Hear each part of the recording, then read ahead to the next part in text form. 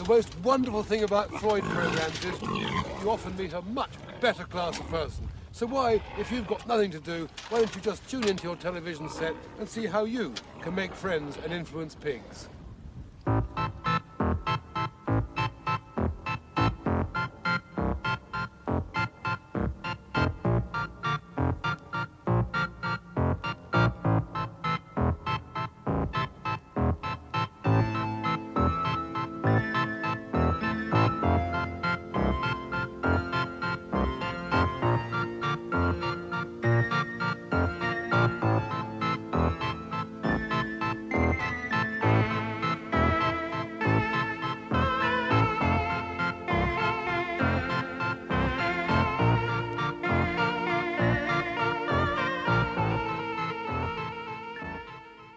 So, my little gastronauts, you all think you know what a pig is, don't you? Oh, Richard, sorry. I am talking to the punters, all right? Would you mind looking at me? Thank you very much. Right. Today we are talking about pigs. I bet you there's not 1 in 10 of you that knows what a real pig is, because you accept the real rubbish that the breeders of their injected, bloated, plastic-style factory-made pigs pass off as pork. Come back down here, Richard. I have got a real piece of pig. Look at that thick fat there. Look at that little line of gristle under there, which makes the crackling. Look very close here. This is still rough. You could sandpaper the window ledges with this, and that would make the mustard, the salt and things stick on there to get the crackling on a proper roast joint that you want. But as I said, most of you are such fools, you put up with the rubbish of supermarkets, hypermarkets, and pig breeders. You don't realise that, like here on Heels Farm in Devon, you can get fabulous pig. Anyway, enough of that. That's my little lesson, my lecture. We're now going to cook it. But before I cook, it's very hot. The lights have been burning on me all morning. A sip of cider from a field right outside this kitchen window. And here's an interesting thing about this dish. Not only is it simple to make of pork, but come and look at the ingredients because it's significant. They all come from the same field. The pig lives off the apples, which incidentally I've turned into a smooth apple puree there, by the way. In the adjoining field, there's a cow from which they made the milk, from which they made the cream. The apples are also turned into cider. The only foreign thing here is that we couldn't make it ourselves, it's against the law. We distilled some cider to make some calvados. Then we have butter, also from the farm, foreign salt and pepper. Right, that's it. Come on, over here, please. This is the frying pan. This is for Richard's benefit. He's our new cameraman. He's still feeling his way a bit. No, stay over here, come on. Right, into the pan, a little bit of pork, like that. Stay with that while I wander around. And a teeny-weeny bit of butter. Notice the pan is hot already, as I always do. Seal it quickly on both sides. Because this is a real pig that hasn't been fed on additives and alleged nutriments and things like that, it's going to be tender and very, very delicious. That's too hot now, so we'll put that over there and let that cook away for a while I have a little slurp. Slurp, slurp, slurp, slurp, slurp. Great, so you see the pork is nicely cooked now. We add a little drop of calvados, like that. Push it over onto the hotter of the two gases. Immediately lift out the pork, because that is lightly undercooked. Although it's crunchy on the outside, we don't want it to stew in this liquid. Then, a bit of cider into the calvados, meat drippings, stirred like that. And now, using the magical... Richard, could you come to me a second, please? Using those magical mixes we have on television, the next time you see this, the sauce will have reduced, 5 minutes will have gone by, and the dish will be continued. Perfect, isn't it?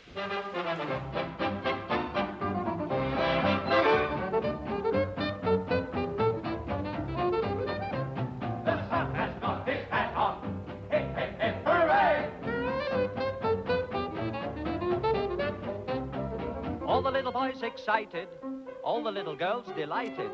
What a lot of fun for everyone, sitting in the sun all day.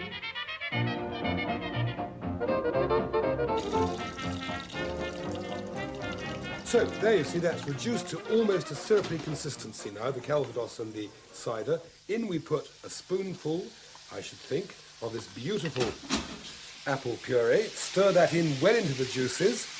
At the same time, pour in this lovely Devon double cream. Stir around, test for seasoning. Oh, come here a minute, Richard. That is absolutely brilliant. I'm really sorry that none of you are going to get to taste this. You'll have to take my word for it. It's fantastic. Over to the plate, over to the plate.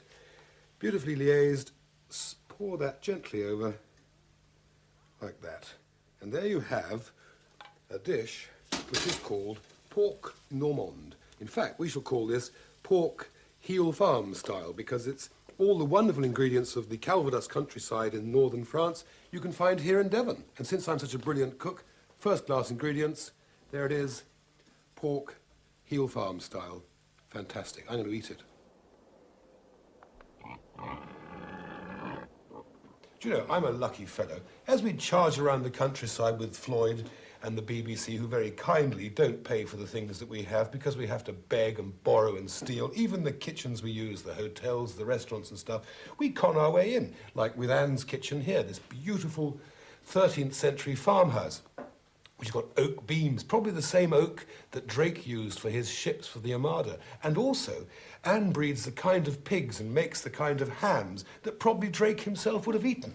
Ancient breeds, collector's items, the antique pig. That's what we're here looking at today. And do you think that the vast plethora of piggy products that you've got around the place really does prove the point that a well-butchered pig leaves nothing but the grunt, doesn't it? I think you've proved that point. We've even used the grunt today. We have taken it a bit over the top in a way, perhaps. I enjoyed meeting them in the field. They're very friendly things. Do you think they're sort of, they can't be pets, but they've got this lovely warm feeling about them, haven't they? They have. They're terrific personalities. Some are more attractive than others, but in the main, they're absolutely super. Why are you taking agricultural history back 100 years when we've got all these splendid ways, they tell us, of farming without getting muddy, of farming without getting wet or cold? You're up to your neck in it all. Well, we worked from the ideal product backwards. We thought, well, what ought to be in a sausage? Well, there ought to be proper meat in the sausage. And that's what we've done. We've experimented, we've gone back to our recipes. Tuck in, by the way, sorry to interrupt. Have a chunk, yes. That ham was cooked with Devon cider and spices and orange peel, which is an ancient recipe. And we find that everybody loves it. On all the Floyd food programmes, people always write to us and say, it's all very well for you, you're having all this expensive food, we haven't really got the money to indulge yourself in the way that I appear to be doing. But isn't it so that if you use real produce, which is a little bit more expensive, you're not going to get the weight loss in cooking and stuff like that? Take bacon, for example, the stuff you get often. It doesn't fry, it boils. It's been injected with so much water that if you actually weighed the cooked product, it's very expensive, isn't it? Anyway, I'm getting a bit bored with this TV bit, aren't you? I mean, we've been as good as gold. We've been answering questions, asking questions, explaining country life. We've told them about pigs. We've told them about how crackling was invented. Why don't we just ignore them now? In fact, I tell you what, the best way to cheer ourselves up is have a drop of the proper Devon cider and forget that they ever existed. I mean, when does your husband come home? About 3 hours' time.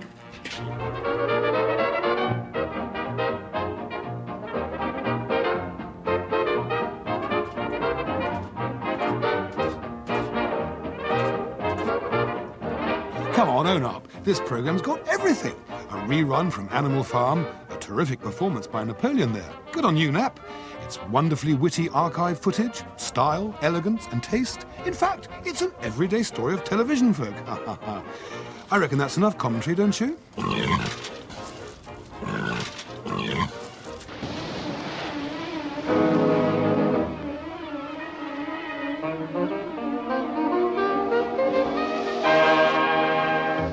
As you can see, the producer's love affair with our stormy coastline continues.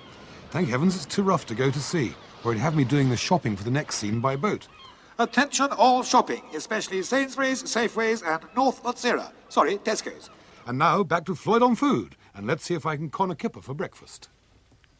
Hi, Martin. Hello, Nice to see you. Keith. Good morning. You know I've come for the stuff for Mary Flint, and it's in this That's right. thing, isn't it? Shall I get it out? Yes, for you? please. Be terrific.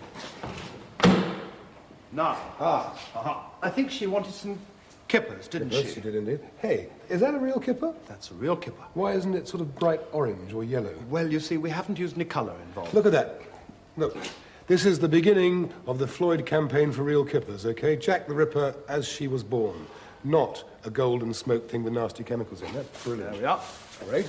Thank you very much. Come on in, Richard. We want to see into this oven. Is it called an oven or a smoker, or what's the proper term? Well, it's a kiln. It's a smoking kiln. Right. Here's one I like the look of very much. Now, this is a smoked herring of some kind, but bit different to the others. Yes, it's a buckling. It's instead of being done without heat, these have been cooked in the same way as the mackerel have. Yep. So they're ready to eat as they are. And this is very much a delicacy in Scandinavia and Germany. And so That's on. correct. Yeah, delicious. You could eat that, by the way, with some soured cream with chives chopped in it, or some horseradish sauce, slightly weakened with cream. Now, Mary wanted some trout, I think. Good. Yep. Grand. And what else have we got here? An eel. Oh, Have an eel. An eel. A monster eel. Freshwater eel. Isn't he smashing? Yeah, he is. Now, the colours are slightly different here. Can you change the colouring by the texture of the wood, or what happens there? Yes, if we want a darker colour, we can use more soft wood, though we don't want to use too much, obviously. Right. But that's your Oak mixing... is the prime, or apple, but availability and the mix required to get the colour. Fine. So like a painter, you mix the pigments, colour the thing. Wonderful. Right. A smaller one. Smaller one, too. Smaller one. Now, did you want a salmon? I think Yes. Mary For those wanted who a can salmon. afford it, that is a delightful... Isn't that beautiful? thing, isn't it? Yeah. Absolutely superb. Smashing fish. Good, We also have some trout in the same way, which is that large trout which we smoke like salmon, Very good. which I think Mary's got already. Right. Now, Bit of bacon, because I'm going to stuff later on, I'm going to stuff a cabbage, and I wanted some really good smoked bacon. I could actually eat that raw, couldn't I, if I wanted to? It's beautiful. well, I think you might cook it, but you could. Yeah, Yes, yeah, certainly it would yeah. be in some places. Yeah, that is delightful. That's going into my stuffed cabbage later on. And what else have I The got there? cold smoked mackerel fillet. Right. Now that This looks- is rather fun. It's a mackerel fillet smoked in the same way as that. Yeah. You slice it in thin slices and eat it as it is. I know, I've got to be a bit... I'm overcome with hunger here. Sorry about this. That is beautiful. That's good, That's isn't a triumph, isn't it? Lovely. Have a go at those. Yummy. Damn good. Right. And that about... Right, oh, we've got a chicken we could have, smoked couldn't chicken we? and pheasant, of course, Right. which you've But already pheasant got, are- haven't you? Yes, we have. That's right. But that's what it would come out like. I mean, this is a chicken that has been smoked and cooked Great. So just and to be... slightly salted so that it's a firmer texture than you would normally expect from Right. Well, from what a chicken. golden natural feast that is. That is splendid, isn't it? I've got very into colours, and I'd like to be a painter, you know, but who needs to be a painter when you can prepare food like that? That's absolutely fabulous. And just have a look. I can't emphasise how beautiful that little gibbet of Jack the Ripper's are. Isn't that fantastic? Smoke a little kipper and you smoke a little trout, then smoke a little mackerel, that's what it's all about. And if you want to beat that old fish fry, you can smoke a little eel if you really try. All this smoke has made me feel a bit ill. Sorry about that. Anyway, what we've done is we've begged our way, conned our way into a kitchen which we couldn't afford to own, so not even to rent, from Mary Flint in this wonderful place. Mary, thanks very much for having us. Let's start our little acquaintanceship as we mean to carry on with a quick slurp of your wonderful wine. That's good, yeah. And thanks for having me here. You love all this kind of fish. Have a good look at this fish, Richard, please, because I think these buckling, for instance, they're like golden bars. They look as though they've we been open them dredged up? from the bottom of the sea, from a sunken wreck. Why not? Tell me all about this lovely fish and what are you going to do with it? Okay, that's enough fish now, Richard. Back to us and to my friend Mary. What are you going to do? I'm going to cut it up and put it on a platter and hopefully concoct a little hors d'oeuvre before your other dish. That's really, really nice. Well, do you want to get started All on right, that? why not? I'll start with this. Now, this is this fabulous eel, isn't it? Yes. And I'm going to cut it in pieces All and right. skin it and have it ready. Just skin one bit right away so Shall that I? people can see how that's done. I'm Okay. going to take a larger knife. Yeah. There we go. And pay attention to this, Richard. And you just peel the skin off, you see? Peel the skin No off. problem. There we And are. heave that away. Great. I think she deserves it. Have a drink, Mary. Have one on the firm there. I think I'll have one too. Not a bad idea. Excuse me, I've got to roll my sleeves up, do a bit of work, you see. Right. Quick slurp for me. Cheers to me. Cheers, Mary. Now, little story here. A few weeks ago, I was at some public exhibition and a fishmonger came up to me and said, look, would you mind putting your programmes on at the time of the year that match the way we catch the fish? Because it's very annoying when you're cooking something, people come rushing in to buy it the next day, it's out of season. Well, it's going to be even worse this time because this is the middle of winter, okay? This is the middle of winter, but when you see this cabbage, it'll probably be June or July or something like that and you won't be able to buy them. Bad luck, so remember it for next time around. Anyway, we're doing cabbages today. So, Richard, if you'd like to come round, have a little look at what we've got here. Some ground pork, minced pork, belly of pork, that is, the cheapest possible cut. Then across to here, a little bit of chilli powder, little crushed garlic. Because it's winter, dried dill, but if we could have got fresh, we'd have preferred it. Dried apricots, tomato puree, parsley, and chopped onions. Right, up and over into the thing here. I'm going to make a nice little mess. You can come down again as I chuck all these things into here. A bit of onion, like that. Parsley in. I'll be mixing that with the other one. These lovely pieces of thing. I'm getting some assistance here. This is really helpful. A bit of dill, a bit of garlic. In we go. And then nice gungy tomato puree. And a little bit of the chili powder, not too much of that.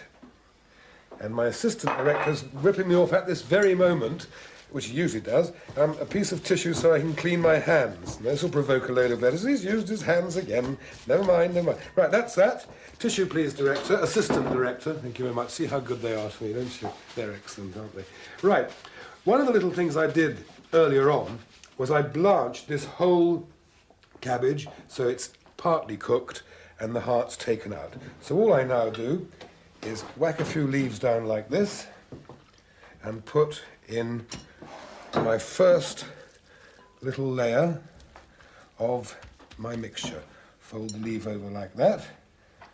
Okay, then I put another little bit on like that. I get another leaf out, and I expect you're all fairly bored with that process, but you go on assembling the thing in that way.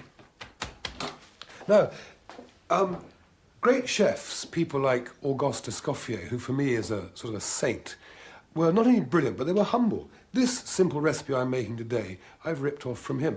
And what would be really good, you know, if the BBC, you know all those wonderfully intelligent programmes they have, like...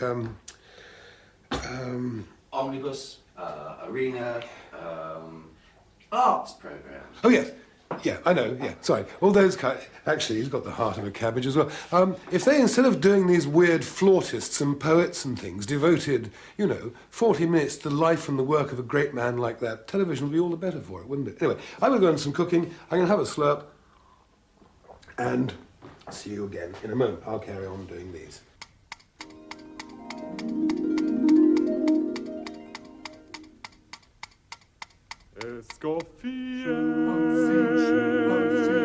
Auguste Escoffier, held by some to be one of the greatest chefs, was born in 1846, the son of a blacksmith. He was best known in Britain via the Savoy for making super puddings for the petulant singers. Ever heard of Peach Melba? Get it? Voila. With his friend Caesar Ritz, he fed the monarchy and superstars of his day. But, like many geniuses, he died a poor man. And although the culinary pendulum has swung far from his style, his spirit lives on in kitchens everywhere. So I'm sure you feel pretty enriched and happy by that, don't you? Mervyn Barg, eat your heart out. Anyway, I've finished the cabbage. Just tie it up with this little piece of string now so it doesn't fall apart, and pop it in to a richly made chicken or veal or beef stock. I'm walking slowly because I don't think the cameraman can keep up with me. And in it goes for about 40 minutes. The next time you see it and me, I shall be sitting with my newfound friend Mary, bottle of wine, wonderful fish, wonderful cabbage, having a fine time. Slap, slap, slap, slap. This is absolutely delicious, isn't it? But the point about it is it's totally fresh. I mean, I know it's smoked, but it's fresh. It's not out of horrible little packets. And No, no, no. Absolutely, genuinely. Are you going to give me some? Or yes, am I what are you going to have, some eel or I'll some... have some eel, yes. Right. This is the delight of the whole thing, I think, Absolutely. the eel. It's absolutely beautiful. Great. Wonderful. Thanks to Martin and his wonderful smoked meat. A bit of... Yes, that is the smoked mackerel. Yeah, and that's nice and flavoursome, Quite too, I different. have to Quite, say. let me help you. That is quite different. And a little bit of the trout. The trout that is Yeah. closed down. Wonderful. Okay, This is really good. nice. I have a Thank little you. bit more eel because I'm very fond of that. Why are you so fond of eel? Because it has this wonderful damp texture and taste, which is, I don't know how you describe it. How would you describe it? You tell me what you think of it. I think it tastes like fishy truffles. That's a good idea. It really does. It's got a long-lasting flavour behind it, which isn't overpowering. It's not dry and heavy like a factory-produced No. smoked thing. It's still moist, very slightly oily. It's wonderful. Isn't it good? It's Very good very indeed. One of the things that's quite funny on these programmes, and I am at this moment actually quite angry, we've spent, for technical reasons, quite a long time when we should have been really enjoying ourselves, sorting out a little problem. So I just had a small row with the director. Anyway, all that's better now, and we're going to have the other bit of our meal, which is this fabulous, I hope it's fabulous, stuffed cabbage. Can you see it all right, Richard? There's my knife there. See how nicely layered it is? I wonder if it's going to taste right. All I've done is poured a little bit of melted butter over the chicken stock in which we cooked it.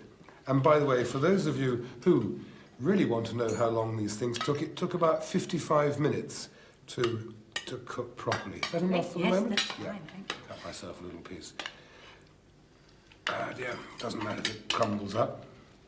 I think this is a lovely follow-on to the sort of luxurious part of the meal, which is those beautiful smoked fishes, and now this very simple and expensive thing. It's great, isn't it? It smells rather good. Let me just have a little quick taste. Let's try. Oh, it's all right, isn't it? It's very good indeed. I'm quite thrilled with that. I want to tell you something which you really frightened me about. When I cooked this, it's the first time I've ever cooked a stuffed cabbage, you see. And I wanted to do something really simple because some of the programmes are extravagant things and some are like a nice balance, you see. And I was happily making this, although I'd never made it before.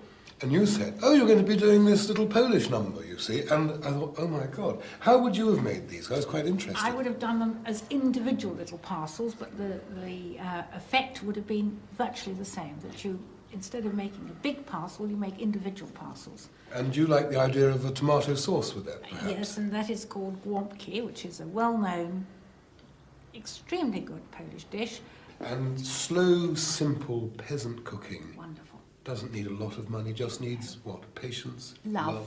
I'll drink to that. And I too. Cheers. Thanks very much, Mary. Great pleasure.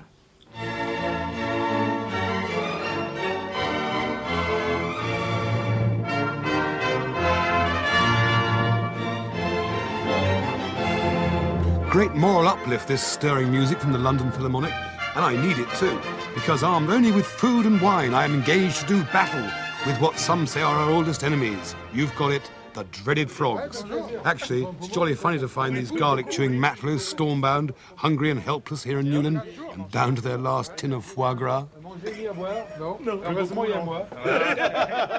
They've been here for 4 or 5 days, they've got no food, but they are gastronauts, and they phoned the Samaritans, you see, so here I am, going to cook for them.